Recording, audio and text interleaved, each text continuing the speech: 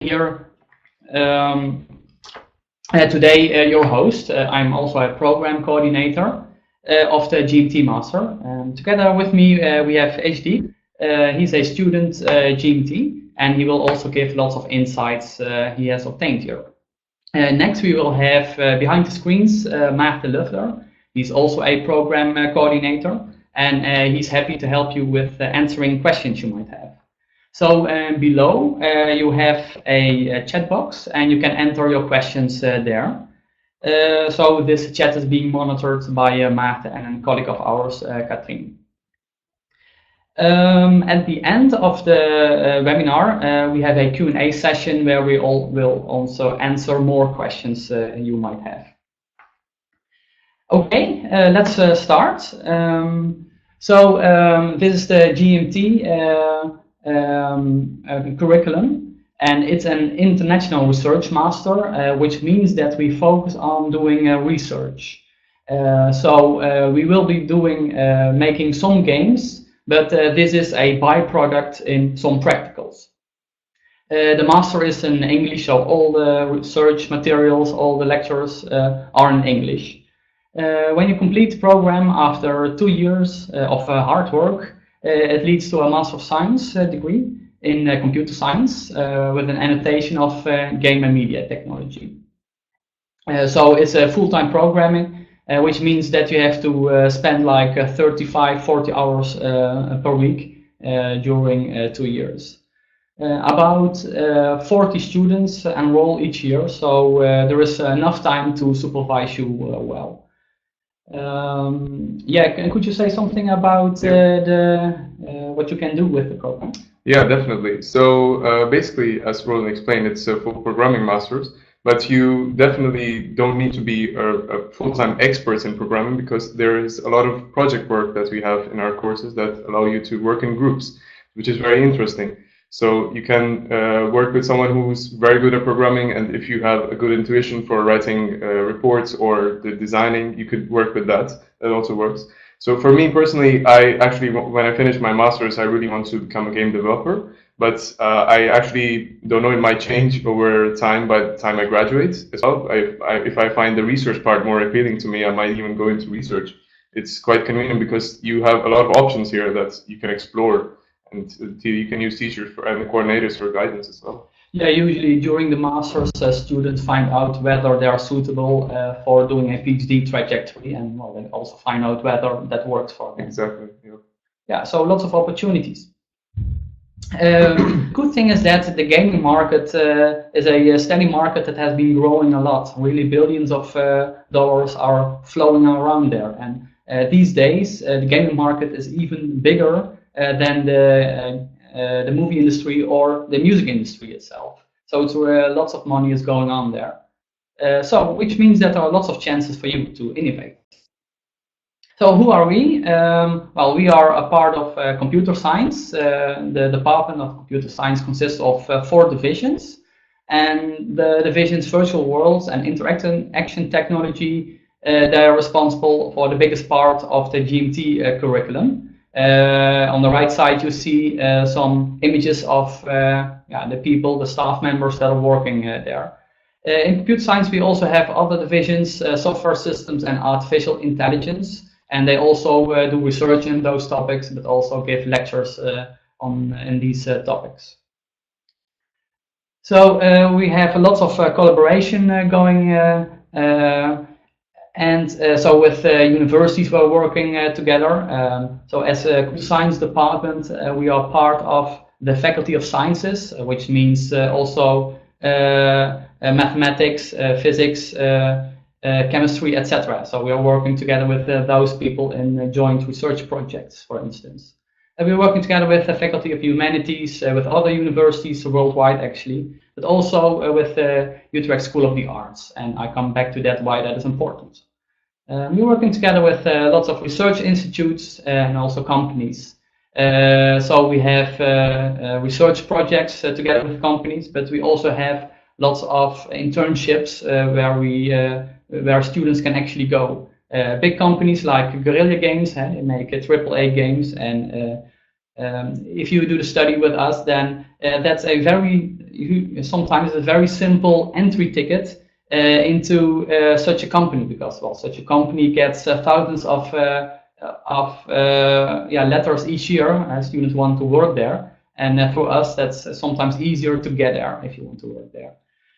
Besides entertainment games, studios, students also end up in serious gaming companies. For instance, V-Step, they make ship simulators, and Green Dino is a company that makes a car simulator, and Ranch is also a company that works on gamification. Also, we have contacts with other companies, Cyclomedia, Movirus, Google, the big companies, and also students end up there. So a bit about the program. So we have 2 years of a program, and first year consists of doing courses. First, you can do deficiency courses, and those courses can be done to make up for some stuff you don't know enough about. Then you need to do 6 dedicated courses from the course list, which we will discuss later on. You can also do some external courses as long as it is somehow related to the program or well motivated. That can be courses done at other universities and even abroad.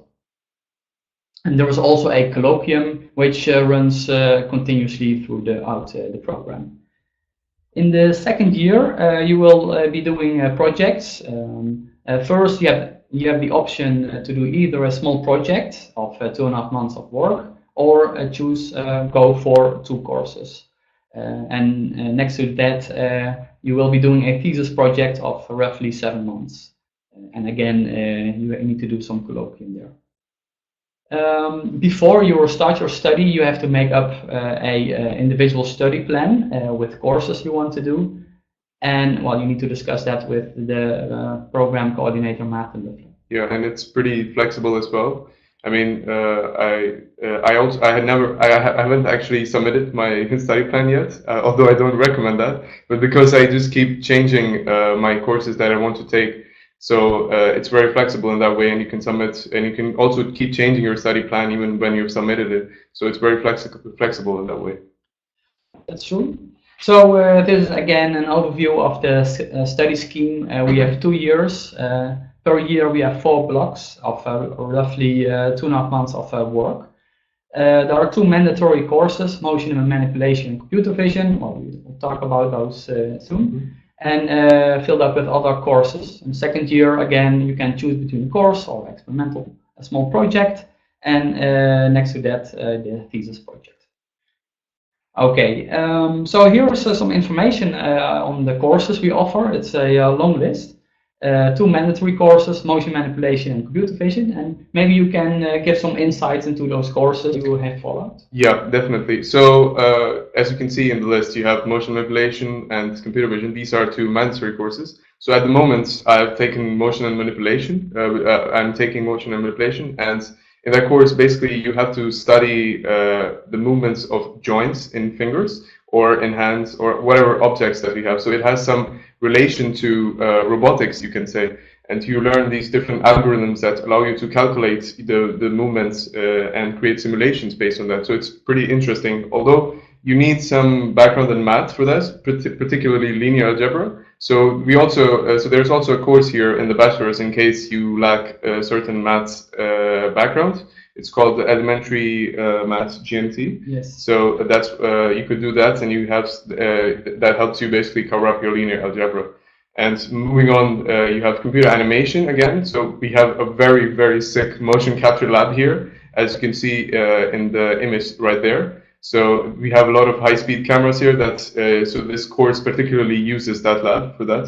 Yeah, actually, what you see on the picture, that was a person I danced with. I did a lot of salsa dancing, and I asked her to do some, making some salsa motions together with a partner. And there we did a project, a master project, where we tried to recreate salsa motions based on MIDI files, for instance. And we used the motion capture lab for that. So it's quite fun. Yeah, so as you can see, it's amazing to use that. And I sometimes, most of the time it's free. So you can book it whenever you want if you feel like learning something on your own. And they have a very good equipment as well, so it's really fun to go there. And there's also advanced graphics, which I haven't taken yet. It will probably be it's in the next term. And this focuses basically on ray tracing and building up on how a ray tracer is made and optimizing the ray tracers and building better graphics, basically. After that, we have geometric algorithms, which is, again, you need a background for the algorithms. You need to have a background in algorithms to be able to understand a bit of this course as well. Because it tells you about these different how to get to how to find the smallest path to a point. Basically, it's also, I think, used in crowd simulation as well in path planning algorithms, right? Now I think you can talk more about the other courses. Yeah, so I will pick up crowd simulation course a bit later on. So maybe Maarten, you could provide a link to our education site, because that is a site that contains lots of more information of all of the individual courses, so you can look at those. So there is a small project, takes 2.5 months of work. You get 15 European credits for this course. You can do it individually, or you can do it in a small group of 2 or 3 people. There are different possibilities. You can choose a topic to study. You can, for instance, program a small component and then integrate it into an existing system, and then try to find out how much better it is or faster, stuff like that. You can also develop a game together with the students from the School of the Arts. Sometimes that leads to quite nice and interesting games and even companies. So that's interesting. Another possibility is to have an internship with a company. Then we have the master's thesis. It's a large, full-time individual project, so you have to do it on your own, but with a lot of help from staff members. You will be supervised by 2 of our staff members. It can be done internally or externally with the company. The project consists of 2 phases. In the first phase, you're reading lots of stuff, lots of literature, and you try to find out what the holes are in the research, and that also motivates the things you are going to research. Then you need to write up a research plan and find out what kind of methods you're going to use. And so you can wrap up the first phase. And the second phase, you will actually execute this plan. So it's important to know that all projects are somehow linked to the research activities we do, because then we know that we can help you the most. So let's watch some examples. So this is an example of my research I lead. It's done by a master student who became a PhD student, and now he's a colleague of ours. I do research on real-time simulation of big crowds. And one of the fundamental questions I asked myself was, what kind of representation of the walkable space can you use so that big crowds can be simulated? And then you have to think about crowds of tens of thousands of individual agents in real time. Well, we came up with a certain structure, that can actually handle these crowds. Then you can ask questions like, how can you create, given this representation, a path that connects a start position with the goal position in such a way that the resulting motions are natural or pleasant. Let's see, go to a movie which shows an example of the results, basically.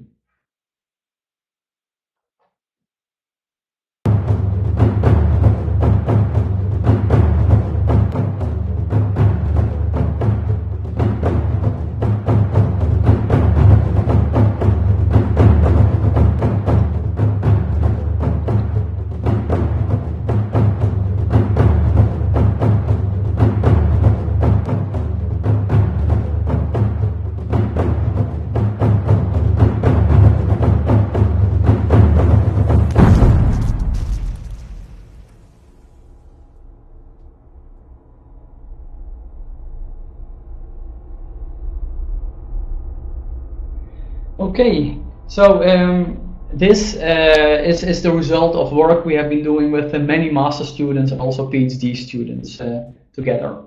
Let's go back to the presentation. Yes, so this is another example carried out by a master student supervised by Maarten Luffler, the other coordinator, and it's about the design and automatic generation of puzzles and puzzle games. And something that is important and maybe not so evident in the beginning is that you have to think about methodology, about mathematics. So lots of mathematics is underlying the end result. So let's start up a movie that shows how it is actually done.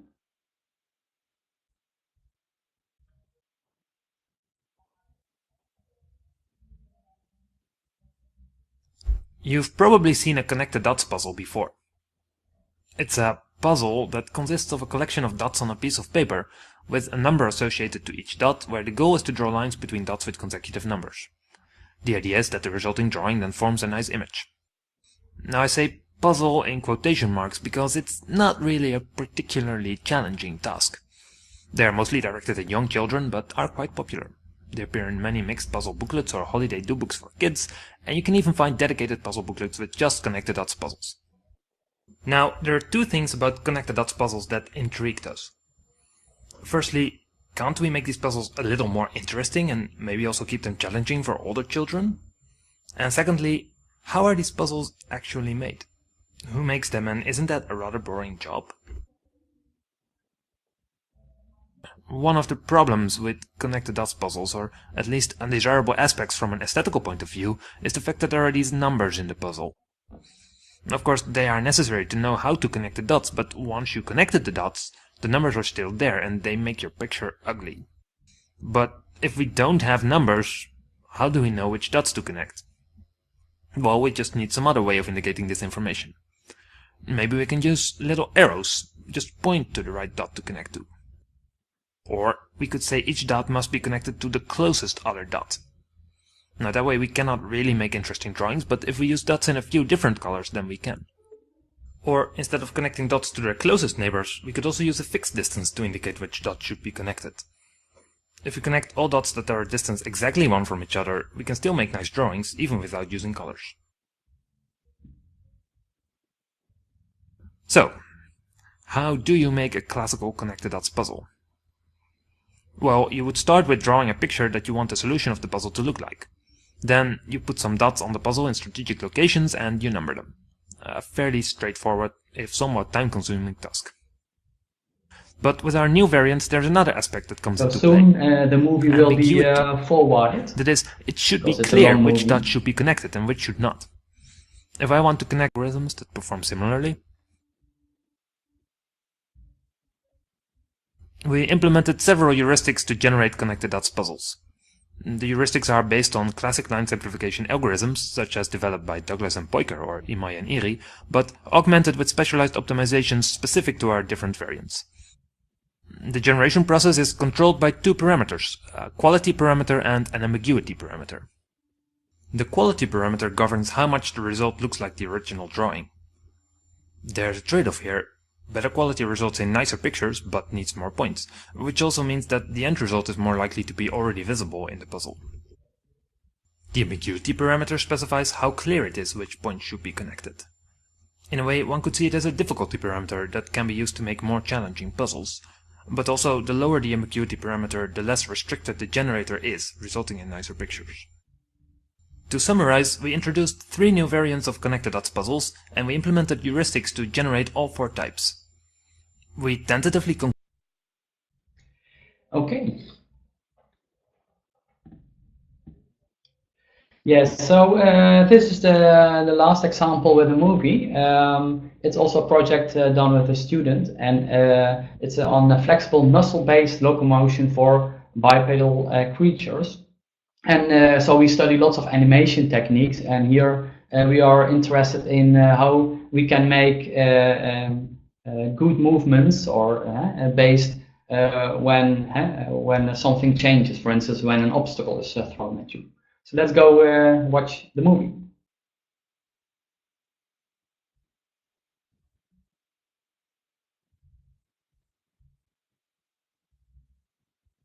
So here there is no sound.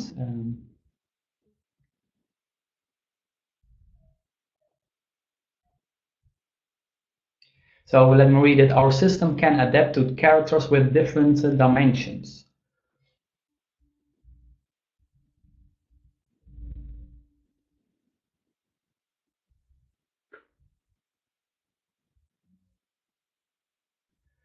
Or different creature models, and that's quite interesting, eh? Yeah, this video is amazing. It actually went viral as well. It has, I think, 1.3 million views on Vimeo. Yeah. It also was accepted at SIGGRAPH. So yeah, this video is amazing.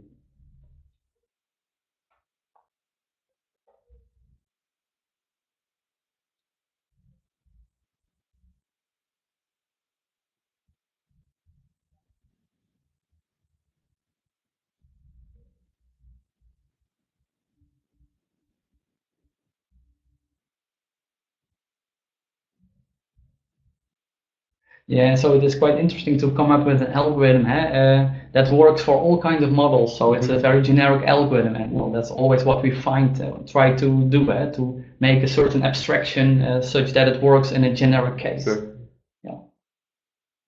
Yeah, these are some outtakes, like patterns that the computer learns itself, and it's funny to see all those ways of movement, and that still works. Yes.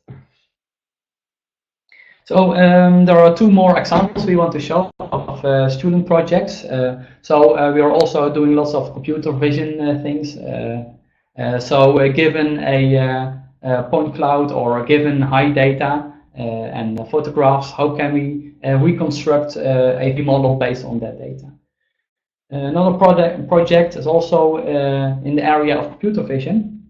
So given one or more cameras, can we extract the shape of a body, and also can we track it?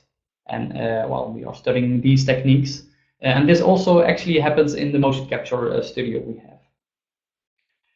Okay, what can you expect from us? So we are highly ranked. We have a highly ranked program according to multiple independent sources. So we are doing lots of surveys among students, but also in a natural setting. We have an excellent teaching staff. We offer high quality facilities. Well, you already have seen a small picture of the motion capture lab. We also have a game lab, for instance, where students can build games. So our program exists for like 15 years. It's unique in Europe. Because it's all on the university level what we offer. Also, we are the focal point of game research, well, naturally, but also internationally. So what do we expect from you? Well, that's also a good question. We want you to take initiative, to be highly motivated.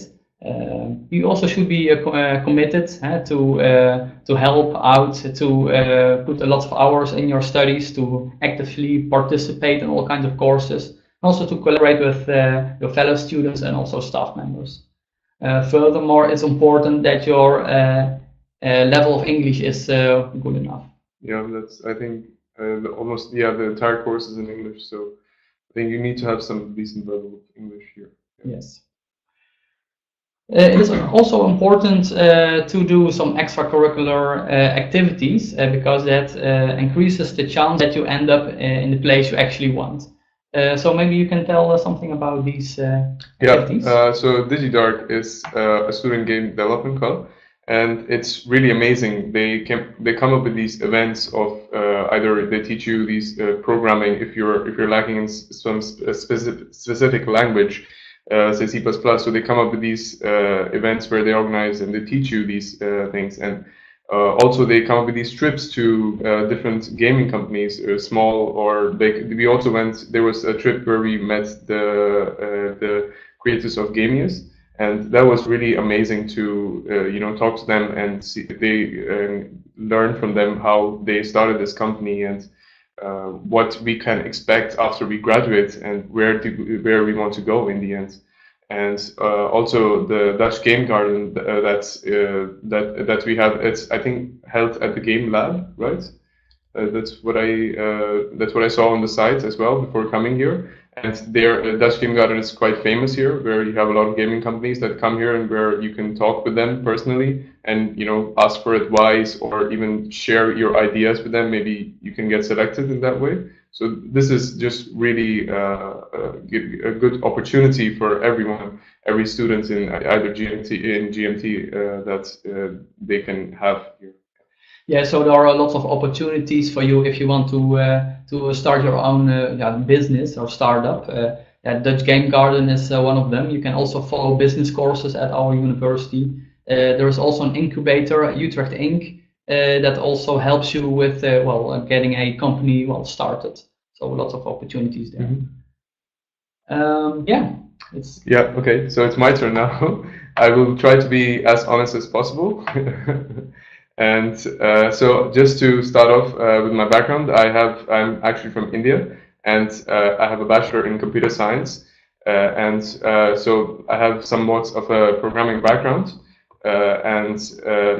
Over the 4 years that I studied my bachelor's, I realized that games is something that I really want to focus in, even though I ended up working for a few years in web development and app development myself. And after that, I just wanted to search for something to do with games, and the course here at Utrecht University just made it for me. I was really happy to find this course, and because the one thing that I liked about this course was the number of courses that they have. It's really distributed, and the best part about these courses is that they don't really focus on just the gaming aspect of it. They give you these different technologies that you could use them in different areas as well.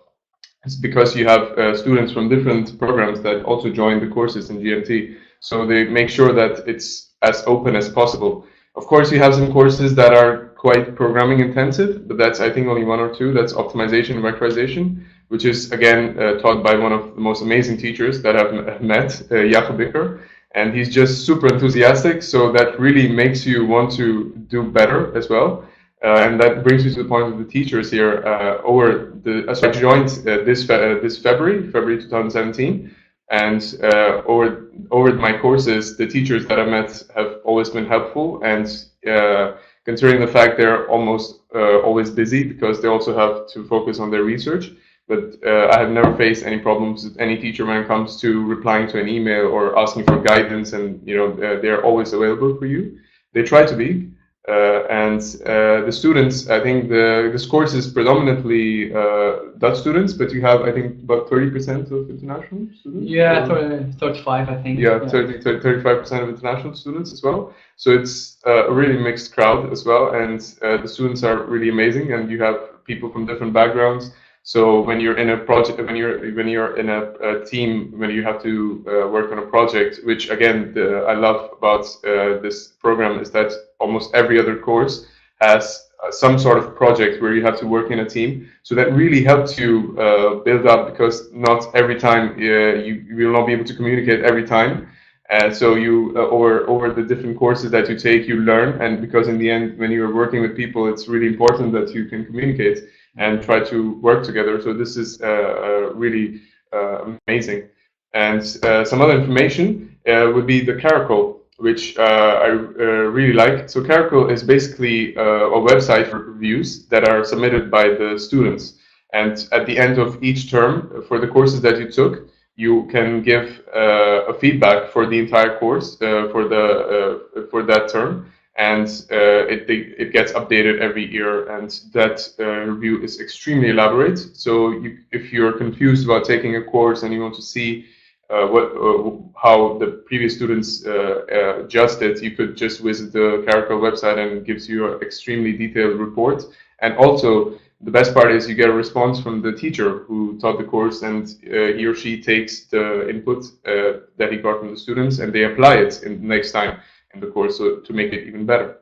And the other thing is the OSC, which is actually a student committee, and I feel that it's a bit underutilized, and not a lot of people know about this, even though it's quite powerful because they have, I think, the power to change some of the structures in the courses. So which is really amazing. I mean, the OIC, it's a nanomaterials masters here. They were able to change the structure for 5 of their courses. So that's really something. And yeah, and if you have, let's say, if you join the course and if you have some information or you have some problems about the structure and you think that you can make it better or have some ideas for it, you can just talk to them or even talk to the coordinators.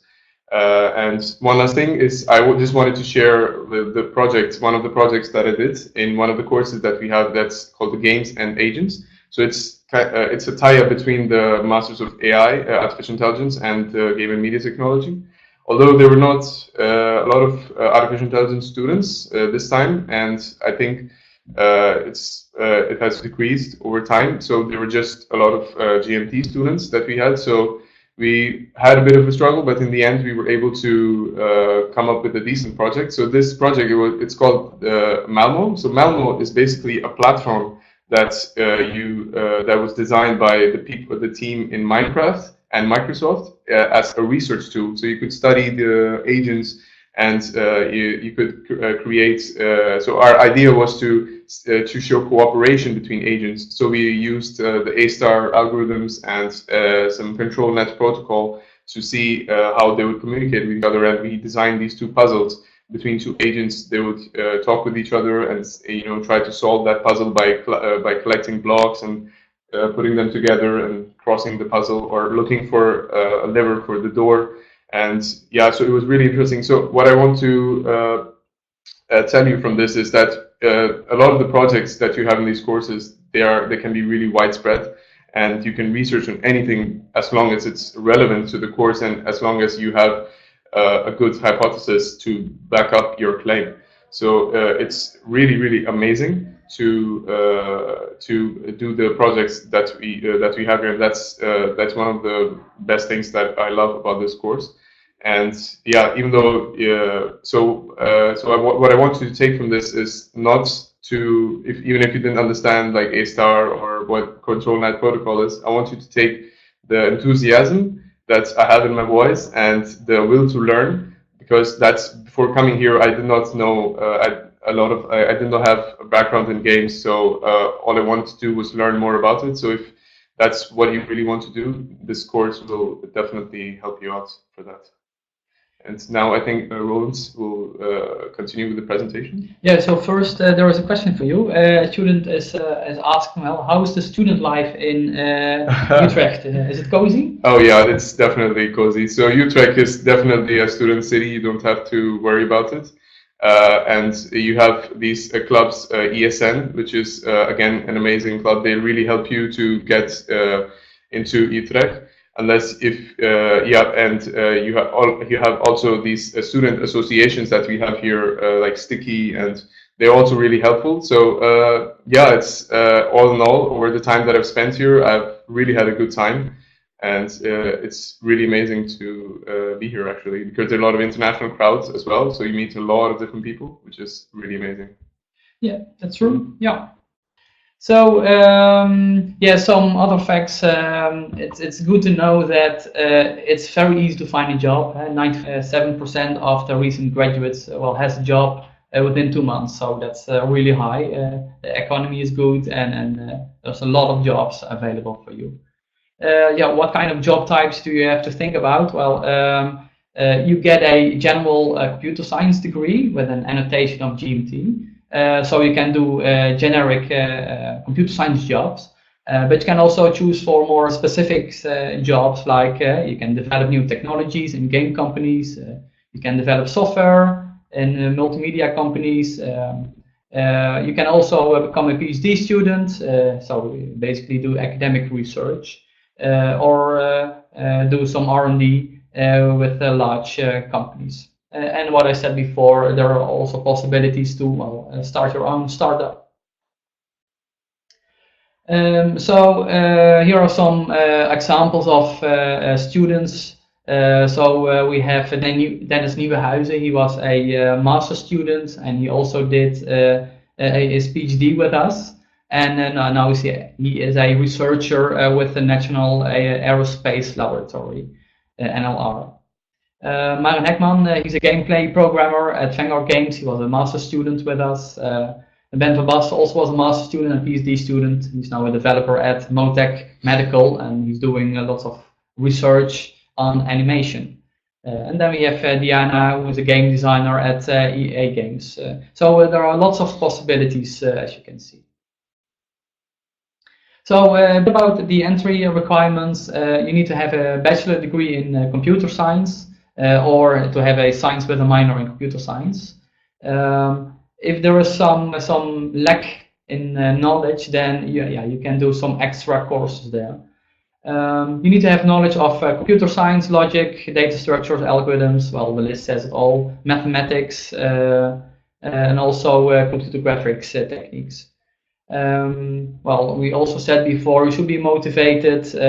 Your English skills should be good enough, and you should also have worked on academic skills like presenting and reading. It's important to know that there are some application deadlines. So for non-EU students, you have to apply before 1st of April in 2018.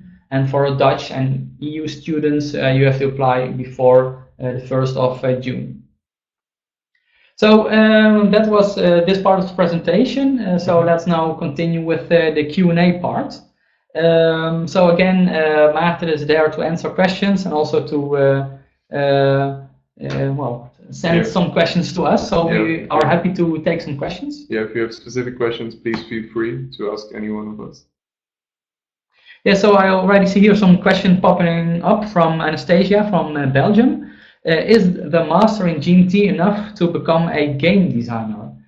Well, we have to say that the focus is on game technology and not so much on game design. So we don't have many courses on game design. We have a few in the Bachelor of Computer Science, but not in the Master. In the Master, you will really deepen all kinds of insights into game technologies like animation techniques, crowd simulation techniques, computer vision techniques, 3D modeling, stuff like that. A lot of software usage and programming that's involved here. There's almost, I think, no design aspects that we have in this course.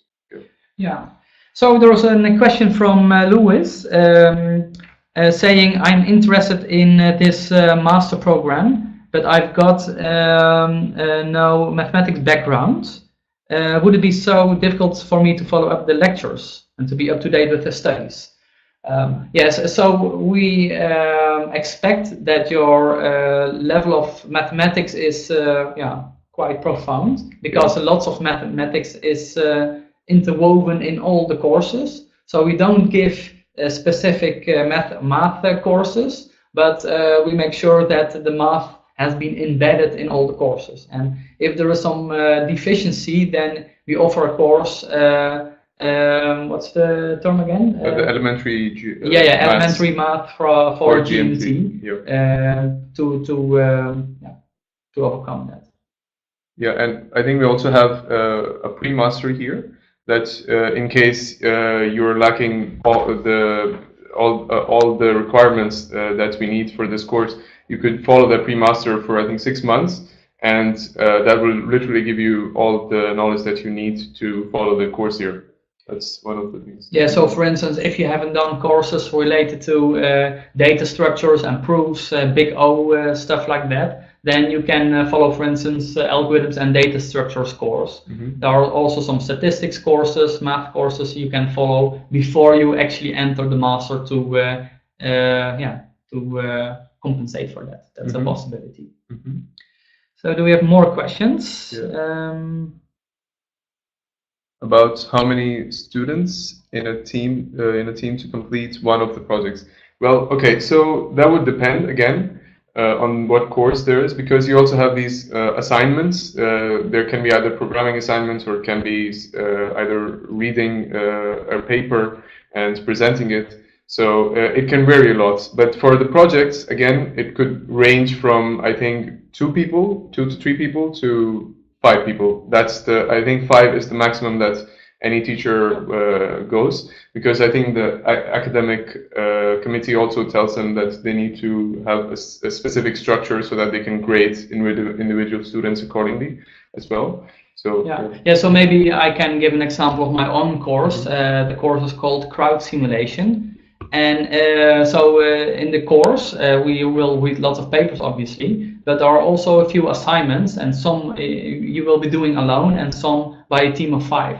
So in the beginning you will study a game, and you have to play it, and you have to play it in such a way that all kinds of mistakes are revealed in the gameplay, or when their collision avoidance is not right, or when people walk through obstacles, etc. And then make a recording of it and then present it. And well, that's usually something you do by yourself. But then in the next assignment, you will be designing and actually making a game where you will solve one of the issues you have identified in the first assignment. And in the game, crowd simulation has to play a key role. So yeah, you have to solve a certain difficult crowd simulation scenario. And then you can think of, for instance, well, there is a narrow passage, a very small hallway. 2 groups of people are located at either side, and then they have to move to each other and then try to avoid each other. So some coordination needs to go on, and yeah, you need to then develop an algorithm such that the crowds will pass this narrow passageway in a good way. Yeah, and that's typically done in a team of 3, 4, or 5 people. So let's see if we have more questions. Yeah, so one of the questions is the master just theoretical, or do you also do real things? Well, that's a good question. Yeah, actually that's true. So do you want to? Yeah, I can say a few things, and maybe you also. Yeah, okay. So I think the most important thing you will learn in this master is not only technical stuff and stuff about animation and vision techniques, but also a level of abstraction, which enables you to solve difficult problems. But by learning all of these theoretical elements, you're doing lots of practical stuff to get it right.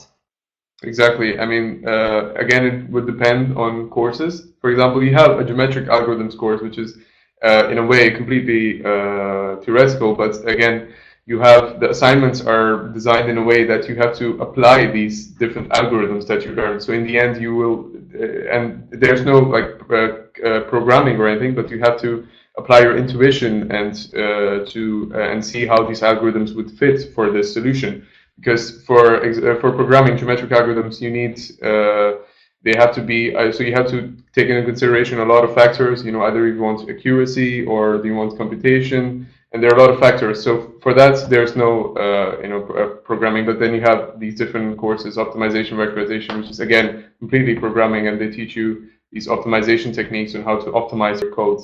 And then you have multimodal interaction, which is again based on virtual reality and augmented reality. So there you have a project which you can do in virtual reality or augmented reality, whichever you feel like, and you have a research question and base your hypothesis and try to back up your hypothesis with the results that you get. So it's really a mix of both in a way, you could say. Yes. Another question is popping up. So we mentioned that some courses of AI and GMT are done together. How many collaborations will there be? Yes, so in fact, there is also the Master AI, and I'm supervising as a staff member many AI students, but also AI students or GMT students are supervised by people from AI. We have some courses which we share, like games and agents. We are also working together in research. Well, lots of collaborations are going on. Yeah, and you could also take a course from the AI Masters. So I think the education, the cs.u.nl site, gives you an overview of how many courses you could choose from the Artificial Intelligence Masters or even Computer Science Masters. So you could take that course instead if you don't. And obviously you have to justify it on why you would want to study that course. Yeah, and some courses are also shared by the programs like crowd simulation is. Mm-hmm. Yeah. Do we have more questions? Let's see. Do you know the answer to this one? I haven't taken the computer animation course, so I actually don't know what software they use. I'm sorry about that, but yeah. So the question was, what kind of software do you use for computer animation? I don't know. I don't know. Sorry, I can't answer that. I don't know exactly the software that they're using. But again, if you have this link, the education link, then you can find the course computer animation, and well, the information should be there. Yeah, or even contact the teacher as well. Maybe. That's also a possibility. Yeah. Usually when there are courses, there are practicals that go with it, and some practicals we ask you that you program in C#, some in C++, and that's also a way to really quickly catch up some programming languages which you might not have done already. But we see in practice that well, students are very well equipped to pick up on these skills.